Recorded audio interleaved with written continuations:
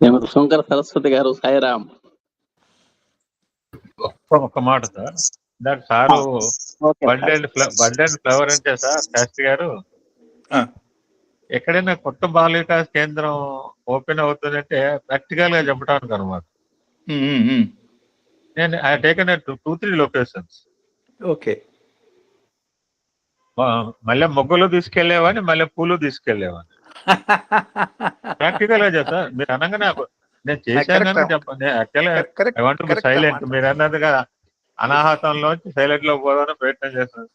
సాధ్యం చాలా రోజులు మాట్లాడాను, మాటలు తగ్గించేశాను. నేను కూడా అవసరమైతే మాట్లాడుతున్నాను. ఇప్పుడు మీరు అనగా నాకు గుర్తుకొచ్చిన మధ్య బర్డ్ అండ్ ఫ్లవర్ అనమాట. ముఖ్యంగా నేను మాకు పిల్లలు మాకు చాలా ఆనందదాయకం ఏంటంటే సార్, కన్యక నగర్ పిల్లలు 18 మంది నేను స్టేజ్ ఎక్కారు సార్. ఓ ఎక్సలెంట్. కన్యక నగర్ అంటే ఆల్మోస్ట్ స్లమ్ అనకూడదు, అవునవునవును, చాలా చాలా తక్కువగా ఉండే పిల్లలు సార్, చాలా తక్కువ. ఇప్పుడు లేకపోతే ఎక్కడైనా మరి కొత్తగూడెంలో, కొత్తగూడెం లేదా హట్మెంట్ ఏరియా లాంటిది కావచ్చు. నిజంగా సార్ 18 ఆ పిల్లలందరూ వాళ్ళతో పాటు వాళ్ళమ్మలో నాన్నలు వచ్చి ఎంత, ఎందుకంటే సార్ అంత పెద్ద వేదిక మీద ఆ పిల్లలు ఎక్కించడమే నేను చిన్నప్పటి నుంచి రామకృష్ణపూర్ దగ్గర నుంచి కూడా సార్ నా తప్పన ఏంటంటే సార్, వెల్ వర్స్డ్ వాళ్ళు ఎప్పుడైనా స్టేజ్ ఎక్కే అవకాశం ఉంటుంది సార్.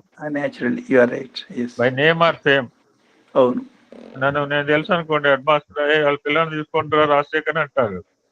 అవును, లేకపోతే నాకు బాగా డబ్బులు స్కూల్లో ఎప్పుడు బాగా మనీ ఉందనుకోండి, మీ స్కూల్లో ఫలానా గేమ్స్ అండ్ స్పోర్ట్స్ ల్యాబ్ అని అన్నా అనుకోండి, ఫలానా ఆయన ఇచ్చాడు ఒక కన్ను వేయండి అంటాడు. చెప్పకపోయినా చెప్తారు సార్. నేను హెచ్ఎమైనా చెప్తారు, మీరే హెచ్ఎమైనా. ఎందుకంటే అడ్మినిస్ట్రేషన్ పాయింట్ ఆఫ్ మాట్లాడతారు. ఇందాక ఏమన్నారు, ఇప్పుడు లోకంలో ఉండాలి, లోకంలో అన్ని రకాల కర్మలు చేస్తూనే ఉన్నాం మనం. కాబట్టి తప్పదు. ఇప్పుడు ఇప్పుడు సత్యాన్ని ట్రాన్స్ఫర్మేషన్, ఇటు ధర్మం ఎక్స్ప్రెషన్ ఇది సత్యం. ఒకటే, బట్ ఒకటే లుక్స్ లైక్ డిఫరెంట్ అనమాట. సో ఆ విధంగా sir that is the real motto of Bala Vikas sir. Swami Bala Vikas ఉద్యమాన్ని ఆ రోజు ప్రారంభించింది ఎందుకంటే this is the clear purpose sir. The bird to be మిచ్చుకొని ఒక ఫ్లవర్ లాగా. అంటే ఇప్పుడు మల్లెపూలు, ఇప్పుడు మాకు దండగా అక్కడ ఇచ్చింది సార్, మల్లెపూల దండ వేరు, దాన్ని తెల్లారితే పూలు అవుతాయి, దాని యొక్క పరిమళము విస్తృతం అవుతుంది. ఎగ్జాక్ట్లీ. అసలు గాయత్రి మంత్రంలో ప్రచోదయాత్ కూడా ఇదే అర్థం. Wonderful sir, wonderful message. Saraswati గారు మాట్లాడడం. సాయిరామ్ అండి, గురుగారు సాయిరామ్ అండి, శాస్త్రి గారు. నాకు మీ ప్రవచనం చాలా అద్భుతంగా సాగింది. అంతా కూడా 6వ అనువాకాన్ని ఒకసారి రివ్యూ చేస్తూ చాలా పెద్ద ఉపోద్ఘాతం ఇచ్చారు మన 7వ అనువాకానికి. అయితే గురువు గారు, నాకు ఒక డౌట్ ఏంటే, ఈ ధర్మము అనేది రిలేటివ్ కాన్సెప్ట్ నాకు అనిపిస్తుంది కదండి. ఎందుకంటే నీకు ధర్మం అనేది నాకు అధర్మం అవ్వచ్చు. ఎందుకంటే ఇప్పుడు మాంసం కొట్టేవాడు ఉన్నాడు కదా, ధర్మవ్యాధుడు అతని అదే మాంసం మీద బతకడం. సో అతని ధర్మం. సరే వాడు మాంసం అమ్ముతున్నాడు కదా అని చెప్పి నేను మాంసం అదే జంతువులు చంపడం అనేది అధర్మం అవుతుంది. అదే నేను ధర్మ సూక్ష్మం అని చెప్పాను. అదే కరెక్ట్, యు ఆర్ రైట్. అదే ధర్మ సూక్ష్మం అండి. అట్లాగే సత్యం కూడా అన్ని కూడా రిలేటివ్ కాన్సెప్ట్స్ అని నాకు అనిపిస్తుందండి. అందుకనే ఇంకొక మాట చెప్పాను, ఇది అర్థం చేసుకోండి. యాక్చువల్ గా ఈ ధర్మాన్ని గురించి అహింస పరమో ధర్మ అనే మాటని అపార్థం చేసుకుంటారు 99.999. రాజు శత్రువుని దండించడమే ధర్మం. అమ్మమ్మ ఇది అహింస అంటే ఏమిటి, గజనీ మహమ్మద్ లాంటి పరిస్థితి వస్తుంది. అంటే ఎవరి ధర్మాన్ని వాడు నెరవేర్తిస్తూ ఇది భగవంతుడి కార్యం నేను చేస్తున్నాను అన్న భావంతో ఉండేటట్టయితే వాడు ఎట్లాంటి పని చేసినా సరే వాడు పొందవలసిన ఉత్తమ స్థితి పొందుతాడు. ఎంత ఉత్తముడైనా సరే తపస్సు, ఈ కథ చెప్పిన ఉద్దేశం కూడా అదే. వృద్ధశ్రవుడు సాక్షాత్ తపోశక్తి వేస్ట్ పోలే. ఎవడైతే వాడి తల కింద పడేస్తాడో వాడితో పాటు వాడి తల కూడా పోతుంది. ఇద్దరు ఒకేసారి పోయినారు. అంటే ధర్మాన్ని అర్థం చేసుకుని, సో అందుకనే ఫర్ ఎగ్జాంపుల్ ధర్మరాజు కథ ఇప్పుడు 2వ అనువాకంలో ఒక కథ చెప్పుకున్నాం మనం. పాండవులందరూ సత్యం వద ధర్మం చర ఫటాఫట్ అప్పచెప్పేస్తారు అందరూ, అవును. కౌరవులు పాండవులు. ఆ, వేదాన్ని ఆ రోజు పాఠాన్ని రిపీట్ చేయమంటే ధర్మరాజు మాత్రం సత్యం వద అది కష్టం మీద చెబుతాడు, ధర్మం చర మాట్లాడు. అవును, అవును. మాట్లాడక ఏమిటో ఎందుకు మాట్లాడేది గురువు గారు దాన్ని నిలదీస్తే, స్వామి ఈ సత్యం వద మాట్లాడేదానికే చాలా కష్టం మీద మనసులో శపథం తీసుకుని నోటం పెడితే ఎప్పుడు అబద్ధం చెప్పను అని శపథం తీసుకున్న తర్వాత ఈ సత్యం వద అనే మాట చెప్పాను. అట్లా ధర్మం విషయంలో మనం చెప్పలేం కదా, ఆచరించిన తర్వాత భగవంతుడి యొక్క నిర్ణయం అది ధర్మం అంటాడో అధర్మం అంటాడో మనకి తెలియదు, కాబట్టి దాని గురించి చెప్పలేం కదా అంటాడు. అప్పుడు చెప్తాడు ఇది వేదాన్ని అర్థం చేసుకునే విధానం అని మిగతా వాళ్ళకి చెప్తాడు గురువు గారు. సో ధర్మం ఆచరించి చూపించాల్సింది కాబట్టి అది సందర్భానుసారంగా మారుతున్నట్టుగా ఉంటుంది, మారదు, కానీ స్వయంగా తను ప్రకాశింపజేసుకున్నట్టు. అందుకని ఒక్క మాట చెప్తాడు భారతంలో, ఈ ధర్మాన్ని ఎట్లా అర్థం చేసుకోవాలి అనే మాటకి ధర్మరాజు చక్కటి సమాధానం చెప్తాడు. ఏమిటా సమాధానం అంటే, ఒరులేపని యొనరించిన నరవర కడు ముదమగు అది నీ ఒరులకు వనరించటే ధర్మము. అంటే ఒక పర్టికులర్ పరిస్థితిలో నువ్వు ఉన్నప్పుడు అవతల వాళ్ళు ఏం చేస్తే నీకు ధర్మం అని అనిపిస్తుందో వేరే వాళ్ళు ఆ పరిస్థితిలో ఉన్నప్పుడు నువ్వు ఆ పని చేసేటట్టయితే ఇది ధర్మం అని తెలుసుకో. ఇప్పుడు ఇద్దరు దొంగలు పంచుకుంటున్నారు, ఫర్ ఎగ్జాంపుల్, ఇద్దరు పట్టుకొచ్చింది దొంగ సొత్తే. పంచుకునేటప్పుడు ఏమంటాడు, ఎక్కువ తక్కువ ఇదరే ధర్మం పాటించమంటాడు. వాడికి ధర్మం కావాలి, దేనిలోనూ దొంగ సొత్తు పంచుకునే దానికి కూడా ధర్మమే కావాలి. అట్లా అవతల వాడి విషయంలో నీకు ధర్మం, నీ విషయంలో నీకు ఏది ధర్మం అని అనిపించిందో అది నువ్వు అవతల వాడి విషయంలో త్రికరణ శుద్ధిగా చేసేటట్టయితే నువ్వు ధర్మకార్యం చేసినట్టే అన్నమాట. కాబట్టి ఆ ధర్మ సూక్ష్మాన్ని అర్థం చేసుకోవడం కొంచెం కష్టం. కాబట్టి ఒకే ఒక ధర్మాన్ని యుగ సందర్భాన్ని బట్టి కృతయుగంలో ఒక మాదిరి చెప్పబడేది, త్రేతాయుగంలో దాన్ని కొంత మార్చి ద్వాపర యుగంలో ఇంకో మాదిరి, కలియుగంలో స్వామి మనకి చెప్పిన విధానం, ఫర్ ఎగ్జాంపుల్ స్వామి చెప్పిన మాటల్లో చాలా మాటలు పైకి మనకి అర్థమే కావు. ఇప్పుడు even about Hinduism and all that, ఇవన్నీ అండ్ పబ్లిక్ లో కొన్ని ఎంతవరకు చెప్పాలో అంతవరకే చెప్పేసి ఊరుకున్న సందర్భాలు ఎన్నో, అసలైన నిజాలు ఎన్నెన్నో ఉన్నాయి. సో అట్లా సందర్భానుసారంగా ధర్మాన్ని లోకకాలమాన పరిస్థితులను బట్టి అర్థం చేసుకుని అన్వయించుకుని ఆచరించడమే ధర్మం. ధర్మ వ్యాధుడిగా మనం చేస్తే అధర్మం అవుతుంది, వాడు చేయకపోతే మళ్ళీ అధర్మం అవుతుంది. అవును సార్, చాలా అద్భుతంగా వివరించారండి ధర్మాధర్మాల సూక్ష్మాలని. చాలా సంతోషం సాయిరామ్, థ్యాంక్ యూ. తర్వాత మీరు చెప్పిన దాంట్లో ఈ 7వ అనువాకంలో 16 మంత్రాలు ఉన్నాయని చెప్పారు. సప్తమ చక్రంలో పార్వతీ పరమేశ్వరుని చేరుట తెలియజేయబడింది అన్నారు. సంఖ్యాశాస్త్ర పరంగా 7వ సంఖ్యకు చాలా ప్రాధాన్యత ఉంది. సాధనలో సంపూర్ణ స్థితికి పొందాలంటే మానవుడు ఏ ప్రయత్నం చేయాలి అనేటువంటి విషయాన్ని చాలా విస్తృతంగా వివరించారు. తర్వాత దుందుభ్య అనన్య అని 7వ అనువాకంలో ఉన్నాయి. ఆ రెండు కూడా అర్థం పరమాత్మ శివుడే అని కూడా మాకు తెలియజేశారు. ఊరికి అర్థం చెప్పారు ఆ పదాలకి, ఆ మంత్రం నెక్స్ట్ వీక్ చెప్తారు. సాయిరామ్. తర్వాత కిరాతార్జుని గురించి కూడా చాలా చక్కగా వర్ణించి మళ్ళా ఒకసారి రివ్యూ చేశారు. కిరాతుడు శివుడు, అర్జునుడు మానవుడు అనమాట. ఆ రాక్షసుడు పంది రూపంలో వచ్చాడు. అయితే శివుడు వేసిన బాణానికి అతను పంది మరణించింది. కాకపోతే నువ్వు కొట్టావా నేను కొట్టావా అని చెప్పేసి వాళ్ళిద్దరి మధ్యలో యుద్ధం జరుగుతుంది. తర్వాత సర్వమంగళం అయినటువంటి ఆ పార్వతీదేవి ప్రత్యక్షమయ్యి ఆ గొడవ సమస్య పోయేట్టు చేస్తారు. అది చాలా చక్కగా అద్భుతంగా తెలియజేశారు. నా కథ మరొకసారి చిన్నప్పుడు ఎప్పుడో చదువుకున్నాము, 11th క్లాస్ లో. మళ్ళా మీరు చక్కగా వర్ణించి చెప్పారండి. అదన్నీ గుర్తొచ్చి నా క్లాస్ లో టీచర్ అన్ని కూడా నాకు జ్ఞాపకం వచ్చాయండి. Sairam, thank you. తర్వాత సమస్త కార్యక్రమాలు కూడా భగవంతుడు చేస్తాడు, చేయిస్తాడు. ఏదో మనం చేసామో నా ప్రజ్ఞ అని అనుకుంటాం కదా, అది మన ప్రజ్ఞ కాదు, వెనకాతల భగవంతుడే మనతో చేయిస్తాడు. అయితే మనం శరణాగత భావంతో మాత్రం చేయాలన్నమాట అనేటువంటి విషయం చాలా చక్కగా వర్ణించారు. 16 మంత్రాల్లో కూడా మనకి శరణాగతి భావంతోనే ఉన్నాయి అనేటువంటి విషయాన్ని మరొకసారి ఉటంకించారు. బాహ్య వేషానికి అంత ప్రాధాన్యత ఇవ్వనక్కర్లేదు కానీ అంతఃశక్తికి మాత్రం చూడాలి. మనం అంతర్ముఖంగా మనం ప్రయాణం చేయాలి, అంతఃశక్తిని చూడాలి, సౌందర్యాన్ని కూడా మనం చూడాలి. కొంతమంది పైకి అందంగా ఉండకపోవచ్చు కానీ ఆ మానసిక ఆనందం అండి చాలా అద్భుతంగా ఉంటుంది. కొంతమంది బాహ్యంగా చాలా అందంగా ఉంటారండి కానీ సౌందర్యం జీరో అండి. అట్లాంటి వాళ్ళు కూడా నా జీవితంలో తటస్థించారు. అందుకని అది కూడా గుర్తొచ్చింది సాయిరాం. మీరు చెప్పేది నాకు నిత్య జీవితంలో చాలా విషయాలు గుర్తొస్తుంటాయి సాయిరాం. తర్వాత పంచభూతాత్మ శరీరం కలవాడు పార్థుడు. పార్థుడు అంటే పృథ్వీ నుంచి వచ్చినవాడు. మనంతా కూడా పార్థులమే అన్నారు, నిజమే. విశ్వం అంతా కూడా నిత్య చైతన్య శక్తి వ్యాపించి ఉంది. ఎందుకంటే ఈ నిత్య చైతన్య శక్తి మనకి ఆనందాన్ని, అల్టిమేట్ ఆనందాన్ని ఇవ్వటానికి ఉంది. కాకపోతే మనం ఆనందాన్ని ఎలా పొందాలి అని నిత్యం కూడా సాధన చేయాలి, నిత్యం కూడా మనం ప్రయత్నం చేయాలి. ఆనందం మనలోనే. అందుకే స్వామి ఆనంద స్వరూపురారా అంటారు, బ్రహ్మానంద స్వరూపురారా. ఆ ఆనందం బ్రహ్మానందం ఆయన అనుభవిస్తున్నారు, మనం అనుభవించట్లేదు. ఎందుకంటే మనకి ఈ అరిషడ్ వర్గాలు ఇవేవో మనని ఉల్లిపాయ పొరలాగా అనుభవిస్తున్నాయి అనమాట.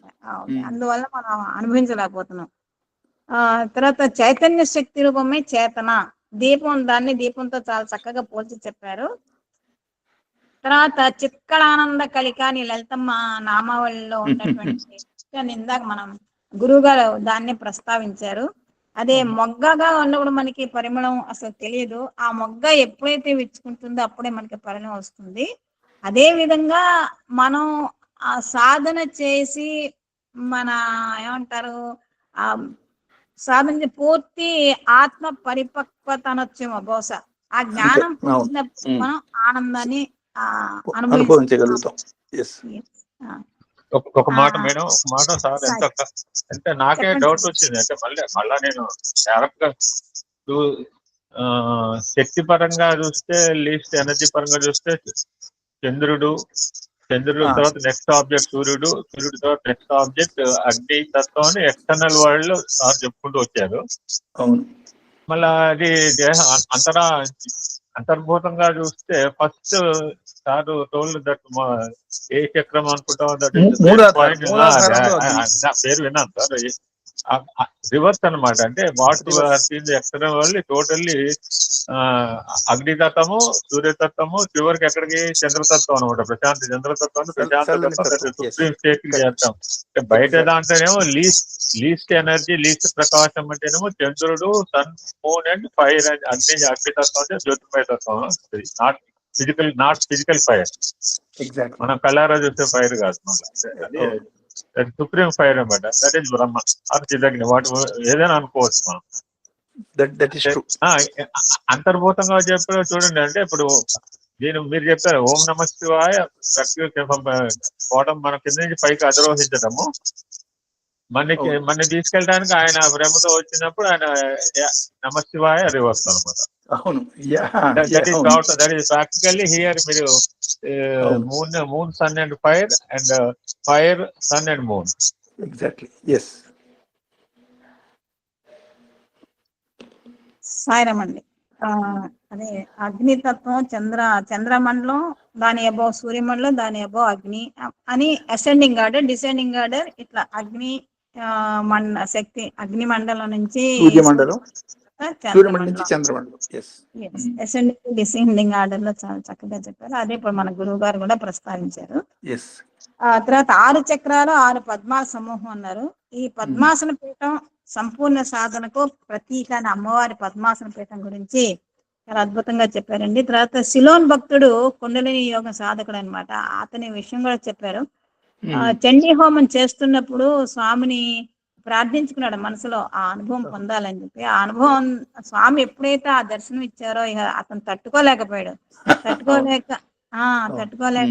పైకంలోకి వెళ్ళిపోయాడు. చాలా సేపటికి ఆయనకి తెలివి రావటానికి జరిగిందని చెప్పారు. అంతేనండి. స్వామి దర్శనం కోసం సార్ కూడా జరిగిందమ్మా అది. అవునండి, అవును, మొన్న చెప్పారు కదా. సార్ అవునండి. నేను నిన్న ఏదో నిన్న యాక్చువల్ టైం లేదు, 10 నిమిషాలు నిన్న ఇప్పుడు సంబడి మాట్లాడిన త్రిమూర్తి గురించి మాట్లాడినప్పుడు ఆ చిన్న చిన్న భూమికి పైన ఉండేది సార్. అవును. అంటే స్టార్టింగ్ లో చెప్తానంటే చిన్నప్పటి నుంచి భూమికి ఆనుకోకుండా ఉండేది సార్. అనగానే నాకు మీరే గుర్తుకొచ్చారు ఆ మాట చెప్పాను. సాయిరామ్, సాయిరామ్. సాయిరామ్ అండి. తర్వాత పద్మాసనం వేసుకుంటే కుండలిని శక్తి ఊర్ధముఖంగా ప్రయాణం చేస్తుందనే దానికి ఇండికేషన్ అని కూడా మీరు చక్కగా తెలియజేశారు. జ్ఞానాన్ని తెలియజేసే అనేక అంగాలనే మన శరీరంలో, అందులో బొట్టన వేలు ఒకటి. ఎందుకంటే చిన్నపిల్లలు కూడా ఎంత తీసినా బొట్టన వేలే నోట్లో వేసుకుంటారండి. అది అది చీపుతానే ఉంటారు అనమాట. వాళ్ళకి అందులో అమృతం వస్తుందో ఏమొస్తుందో తెలియదు. మాంధాత పరంగా కథ చెప్తారు, అక్కడ బొట్ట వేల్లో అమృతం పెట్టారు అని మా కథ చెప్తారు మనకి చిన్న. అవునండి, అవును. అది కూడా నాకు జ్ఞాపకం వచ్చింది. వాళ్ళు తీసేసినా కానీ అది జొట్టన. ఇప్పుడు పాల కోసం ఏడ్చినా సరే పాలు వెంటనే తల్లి ఇవ్వలేకపోయినా, తయారు చేయలేకపోయినా బొట్టన వేలు తీసుకెళ్లి వాడి నోట్లోనే పెడుతుంది. అప్పుడు చూస్తా ఉంటాడు, ఏడు మాంతాడు కొంతసేపు.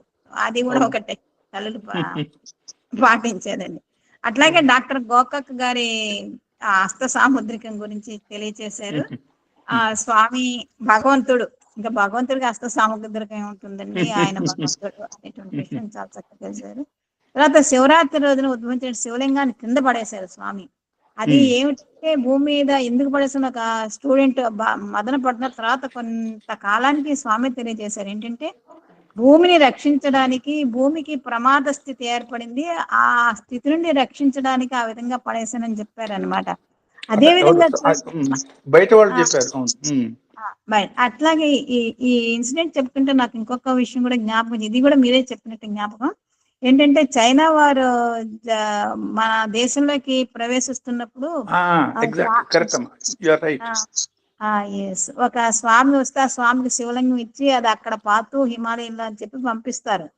అక్కడ పాతిన తర్వాత చైనా వాళ్ళు ఎవరో తరిమేసినట్టు వెనక్కి వెళ్ళిపోయారు. ఇంకా మళ్ళా భారతదేశం రావాల్సిన విషయం తెలియజేశారు సాయిరాం. అది కూడా జ్ఞాపకం వచ్చింది. సాయిరాం అండి. తర్వాత ఒకటానువాకం గురించి చెప్పి అందులో సుమంగళ తత్వాన్ని తెలియజేశారు. సర్వమంగళ మాంగళ్యే అనేటువంటి ఆ శ్లోకం చాలా పవిత్రమైనది, చాలా శక్తివంతమైనది అనేటువంటి విషయం కూడా తెలియజేశారు. అందుకే స్త్రీలు ప్రతిరోజు కూడా ఆ శ్లోకం చదవాలని పెద్దలు చెప్తారు. సర్వమంగళ మాంగళ్యే శివే సర్వార్థ సాధకే శరణ్యే త్రయంబకే దేవి నారాయణి నమోస్తుతే. అట్లాగే ఆ సర్వమంగళ తత్వం సత్య ఆవిడ చెప్పుకున్న మంత్రం కూడా ఇంపార్టెంట్ అన్నమాట. ఇది ఇటు శ్రావణ మాసం రేపు శుక్రవారం రాబోతోంది. అవునండి రేపు శుక్రవారం మనం ఏఎస్బిలో కూడా ఒక్కసారి ఆ శ్లోకం రిపీట్ చేస్తారా? సార్ రిపీట్ చేస్తారు సార్. స్క్రిప్ట్ తీసి పంపడతాను, గ్రూప్ లో పెడతా వెంటనే. మీ గ్రూప్ లో పెడతాను, ఆ శ్లోకాన్ని రాసి పెడతాను. ప్లీజ్ సార్, ఇమీడియట్లీ పెట్టండి సార్. ఇప్పుడే పెడతాను. మంగళే మంగళాధారే మాంగళ్యే మంగళ చెప్తాను, ఇప్పుడే పెడతాను. అట్లాగే సార్, థ్యాంక్ యూ. ఇంకా రావణాసుడి యొక్క సాధన చాలా గొప్పది. కాకపోతే అంటే అతడి యొక్క అధర్మం అతని పతనానికి దారితీసింది. విభీషణుడి సాధన చాలా చిన్న సాధనే, కానీ అతను ధర్మ పాటించాడు కాబట్టి అతని సాధన చిన్నదైనా కానీ అతను భగవంతుడిని చేరుకోగలిగాడు. అయితే రావణాసుడు శివుణ్ణి ఎల్లవేళ ధ్యానం చేస్తూ గొప్ప శివభక్తుడు. చివరికి ఆయన ఆత్మ యుద్ధ రంగంలో ఆయన మరణించిన తర్వాత రావణాసుని యొక్క ఆత్మ రాముడి ఆత్మలో చేరినట్లుగా తెలియజేయబడింది. వాడని ఒక కారణం కోసం భగవంతుడు భూమి మీద, అంటే దుర్మార్గులందరినీ ఏరి రెడీ పెడితే వాళ్ళని రిమూవ్ చేసేదానికి ఏర్పాటు చేస్తున్న ఏర్పాటు అది. అవునండి, నిమిత్త మాత్రులా చేస్తున్నారు భగవంతుడు. ధర్మో ధర్మ రక్షత, అదే వృక్షత రక్షత అన్నట్లుగా ధర్మాన్ని మనం రక్షిస్తే ఆ ధర్మం మనం రక్షిస్తుంది అనేటువంటి విషయం చాలా చక్కగా ఎన్నో ఉదాహరణతో తెలియజేశారు. ధర్మం పాటించకపోతే అది మరణం, శిక్షిస్తుంది. అది ధర్మాన్ని కష్టపెట్టకూడదు అంటే ఏంటి, మనం ధర్మపరంగా మనం చేయవలసినటువంటి పనులు తప్పకుండా చేయాలి, లేకపోతే ధర్మాన్ని మనం కష్టపెట్టినట్టే అవుతుంది అనమాట. ధర్మం పాటిస్తే అది రక్షణ అవుతుంది. ఆ ధర్మాన్ని పాటించకపోతే అది మనకు శిక్షణే అవుతుంది, శిక్షణ కాదు శిక్ష అవుతుందండి. మృతం నుండి అమృతత్వం పొందాలంటే ధర్మం తప్పకుండా పాటించాలి. ఆ విషయంలో మీరు అన్నదమ్ముల కథ కూడా చెప్పారు. తర్వాత ఏకం సత్ విప్రా బహుదా వదంతి అంటే సత్యం ఆచరణలో పెడితే అది ధర్మం అవుతుంది, ధర్మం ఆచరణలో పెడితే అది సత్యం అవుతుంది. ఈ కలియుగంలో అంటే ఈ అబద్ధం అనేది మనకి యుగ యుగాలకి ఎక్కువైపోతున్నాయి. అంటే కృతయుగంలో లేదు, త్రేతలో కొంచెం ఉండనట్టుంది, ద్వాపంలో కొంచెం ఎక్కువగా ఉంది అబద్ధం. ఈ కలియుగంలో అబద్ధం అనేది లేకుండా అసలు జరగట్లేదండి. ఎవరిని చూసినా ఎక్కువైపోయింది, ఎక్కువ మాక్సిమం అయిపోయిందండి. ఎవరు నమ్మాలో ఎవరు నమ్మకూడదు అసలు అర్థం అవ్వట్లేదు అనమాట. ఆ స్థితిలోకి వచ్చేస్తున్నాం, బాగా దిగజారిపోయామండి అన్ని విషయాల్లో కూడా. తర్వాత అమృతత్వం పొందడం అనేది ఆత్మధర్మం అనమాట. కానీ ఇవన్నీ మనం ఆలోచిస్తే ఈ లోకంలో బతకగలమా అనిపిస్తుంది నాకు. ధర్మ సూక్ష్మం. అవునండి, అవును. అట్లాగే మీరు రాజధర్మం ఏంటంటే శత్రువులను జయించడం. అంటే నేను అహింస పరమధర్మాన్ని, నేను అహింసను పాటిస్తాను, హింస చేయను అంటే అది తప్పదు, అంటే అతని ధర్మాన్ని తప్పుతున్నట్టు. అందుకే అర్జున్ని మన కృష్ణ పరమాత్మ యుద్ధం చేయడానికి ప్రోత్సహించి ఆ గీతంతా బోధించాడు అనమాట. ఎవరి ధర్మం దగ్గరుండి యుద్ధం చేయించాడు, దగ్గరుండి యుద్ధం చేయించాడు. రాముడేమో యుద్ధం చేశాడని చెప్పారు, కరెక్ట్. కృష్ణుడేమో యుద్ధం చేయించాడు అనమాట. రెండు ధర్మ కర్మలే, యుద్ధం చేసింది కూడా ధర్మ కర్మలే, అందులో అధర్మం అనేది ఏమీ లేనట్టు. అదేవిధంగా షిరిడి సాయి అవతారంలో మేక కథ మరొకసారి అంతకు ముందు కూడా చెప్పారు, మళ్ళా మరొకసారి దాన్ని రివ్యూ చేయించారనమాట. తర్వాత స్వామివారు భగవంతుడు ఏది చేస్తే అదే ధర్మం, స్వామివారు ఏది చెప్తే అదే సత్యం, సత్యస్య సత్యం కదండి. అందుకని స్వామివారు భగవంతుడు శ్రీ బాబా ఏది చెప్తే అదే సత్యం, వాళ్ళు చెప్పేదే సత్యం అవుతుందండి. అదని చెప్పారు. సైంధవుడి విషయం కూడా చాలా చక్కగా చెప్పారు. ఎప్పుడు కూడా కర్మలు నేను చేస్తున్నానని అనుకోకూడదు, మనకి మనం ఆపాదించుకోకూడదు అనేటి విషయం చెప్తూ బ్రహ్మాండమైన వంట చేసాం, కానీ పాత్ర ఏమో కిలం పట్టేసింది, అందువల్ల మొత్తం ఫుడ్ పాయిజన్ అయిపోయింది అనమాట. అదే స్వామి చెప్తారు, త్రికరణ శుద్ధి ఉండాలి, పాత్ర శుద్ధి, పదార్థ శుద్ధి, వంటవాణి శుద్ధి. అన్ని శుద్ధిగా ఉన్న వంటవాణి బుద్ధులు సరిగ్గా లేకపోతే మనకి ఆ బుద్ధులు వచ్చేస్తాయండి. అది నా అనుభవం కూడా. అందుకే వంటవాణి మానిపించేసానండి సాయిరాం. ఇది గతంలో ఈ మధ్యనే జరిగింది. ఎందుకంటే ఆ వంటాడు చేసిన తర్వాత నాకు ఏమిటో వెధవాలొచ్చిన అసలు సరైన మాటలు కూడా నోటికి వచ్చేవా, ఇప్పుడు నాకు నా నోటికి రాని మాటలు కూడా వచ్చావన్నమాట. నేను వెంటనే అమ్మాయిని మానిపించేసా. ఆ విధంగా అండి తప్పకుండా మన మీద ప్రభావం చూపిస్తాయండి వంటవాడి బుద్ధులు ఒకటి, ఈ ఆహార పదార్థం. ఇంకొక మాట ఇక్కడ మనం గుర్తు చేసుకునేది ఏంటంటే, తెల్లటి స్త్రీ మీద ఒక చిన్న మచ్చ పెట్టినా చాలా తేలిగ్గా కనపడుతుంది. అవునండి, ఆల్రెడీ మురికి కూడా మీద ఎక్కువ ఎంత మురికి వేసినా కనపడకపోవచ్చు, కాబట్టి మిగతా వాళ్ళు కనపడలేదు, నాలో ఎందుకు కనపడేది అని ఆలోచించడం పొరపాటు. అంటే ఒక పర్టికులర్ సాధనా మార్గంలో ఉన్న వాళ్ళు చిన్న లోపం కూడా రిఫ్లెక్ట్ అవుతుంది, పక్క వాళ్ళు రిఫ్లెక్ట్ కాలేదే, నాలో ఎందుకు అవుతోంది అని మనని మనం తప్పు పట్టుకోవటం కాదు, ఎక్స్ట్రా సెన్సిటివిటీ పాజిటివ్గా తీసుకోవాలి. అవునండి, కరెక్ట్. అదే మనకి తెలుగులో ఒక పద్యం కూడా ఉంది, కానీ నిండు కడవడ పాలల్లో ఒక విషపు చుక్క వేస్తే మొత్తం అదండి. అది ఇప్పుడు మీరు చెప్పిన తెల్లని వస్త్రం, అదే ఈజీగా కనబడుతుంది. అది మొత్తం అంతా దుర్మార్గంగా మనకి ఏమి కనపడదు, అంతా మురికి వస్త్రమే అనమాట, ఇంకా దాంట్లో ఇంకేం ఉండదు. ఆ విధంగా అంత మంచివాడు ఒక చిన్న తప్పు చేస్తే అందరూ అదే వ్యక్తి ఏలెత్తి చూపిస్తారండి. పాపం ఎంత మనక్షోభ అనుభవిస్తాడో ఆ మంచి చేసినటువంటి. కాబట్టి చాలా స్వామి చెప్తారు కదా, 32 పళ్ళ మధ్యలో నాలుక సంచరించినట్టే నువ్వు ఈ సొసైటీలో సంచరించాలని చెప్తారు అన్నమాట మరి ఆయన పరమాత్మ. తర్వాత మీరు శబ్ద బ్రహ్మ గురించి చెప్పారు, నిశ్శబ్దం దగ్గరికి మనం వెళ్ళాలి. ఈ సాకారం నిరాకారం ఆ రెండిటికి మధ్యలో ఏముందో మనకు తెలీదు, కానీ నిశ్శబ్దం మనం పాటించడం ద్వారా సాకారం నుంచి నిరాకారం తత్వాన్ని అర్థం చేసుకోవచ్చు, చేరవచ్చు అనేటువంటి విషయం కూడా నాకు మీరు చెప్పారండి. తర్వాత బాహ్యంలో అనవసర శబ్దాలకి కి మనం దూరంగా ఉండాలి, అనవసరం శబ్దాలు చేయకూడదు, అనవసరంగా ఎక్కువ మాట్లాడకూడదు. అందుకే సామెత అతి మాటలు మతి హాని, మిత మాటలు మతి హాయి. ఇంకా అది చక్కగా అందుకని బాహ్యంగా అనవసర శబ్దాలు, అనవసర మాటలు మనం మాట్లాడకూడదు. ఎంతవరకు అంతవరకే మాట్లాడుకోవాలి, ఇంట గాని బయట గాని స్నేహితులు గాని. ఈ లోకంలో మరి మాట్లాడితే చాలా గొడవలు వచ్చేస్తాయి. అందుకని చాలా జాగ్రత్తగా ఉండాలి శబ్దాలతో అనేటువంటి విషయం కూడా అర్థమైంది. చాలా సంతోషం అండి గురువు గారు, శాస్త్రి గారు, బ్రహ్మర్షి శాస్త్రి గారు. నమస్తులండి. సాయిరామ్, అందరికీ నమస్కారం. అందరికీ నమస్కారం. శ్రీ సాయిరామ్ సార్, అందరికీ సాయి. శ్రీ సత్యసాయి ధన్వంతరి స్వరూపం.